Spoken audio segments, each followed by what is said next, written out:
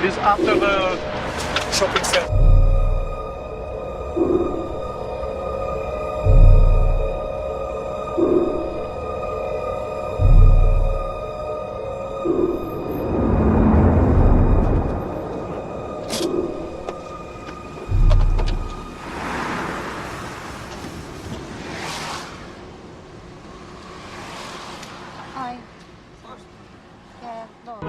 Chapter 7.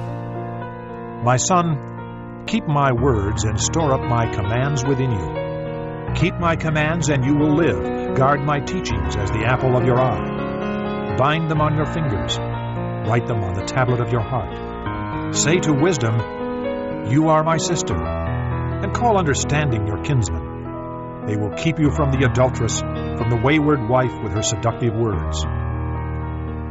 At the window of my house, I looked out through the lattice. I saw among the simple. I noticed among the young men a youth who lacked judgment. He was going down the street near her corner, walking along in the direction of her house. At twilight, as the day was fading, as the dark of night set in. Then out came a woman to meet him, dressed like a prostitute and with crafty intent. She is loud and defiant. Her feet never stay at home. Now in the street, now in the squares. At every corner she lurks.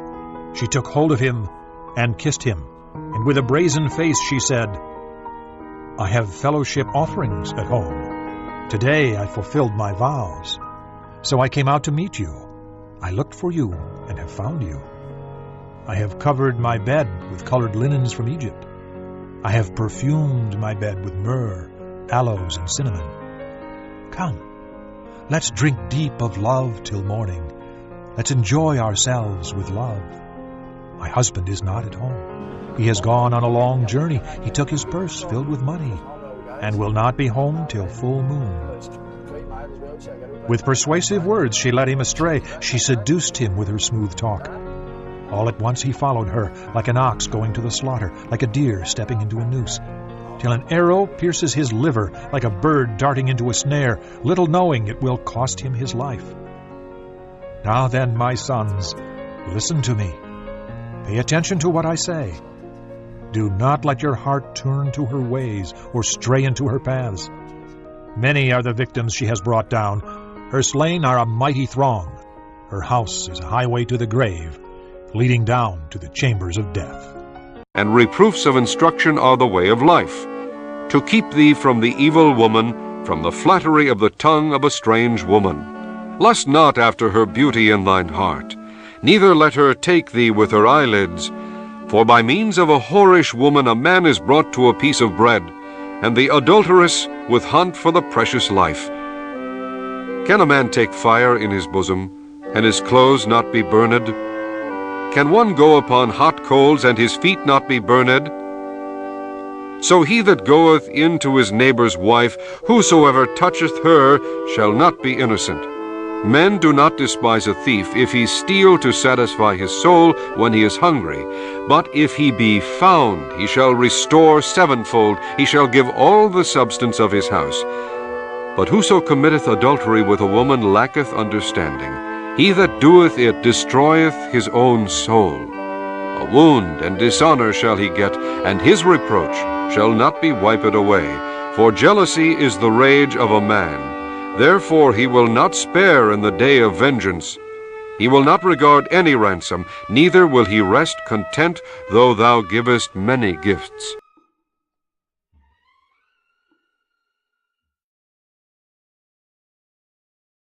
For the lips of an adulteress drip honey, and her speech is smoother than oil.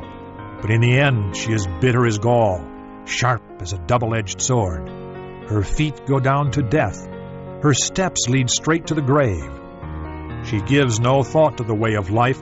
Her paths are crooked, but she knows it not. Now then, my sons, listen to me. Do not turn aside from what I say. Keep to a path far from her. Do not go near the door of her house, lest you give your best strength to others, and your years to one who is cruel, lest strangers feast on your wealth, and your toil enrich another man's house. At the end of your life you will groan when your flesh and body are spent. You will say, how I hated discipline! How my heart spurned correction.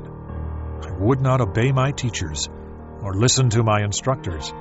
I have come to the brink of utter ruin, in the midst of the whole assembly. Drink water from your own cistern, running water from your own well. Should your springs overflow in the streets, your streams of water in the public squares? Let them be yours alone, never to be shared with strangers. May your fountain be blessed, and may you rejoice in the wife of your youth. A loving doe, a graceful deer, may her breasts satisfy you always. May you ever be captivated by her love. Why be captivated, my son, by an adulteress? Why embrace the bosom of another man's wife? For a man's ways are in full view of the Lord, and he examines all his paths. The evil deeds of a wicked man ensnare him. The cords of his sin hold him fast. He will die for lack of discipline, led astray by his own great folly.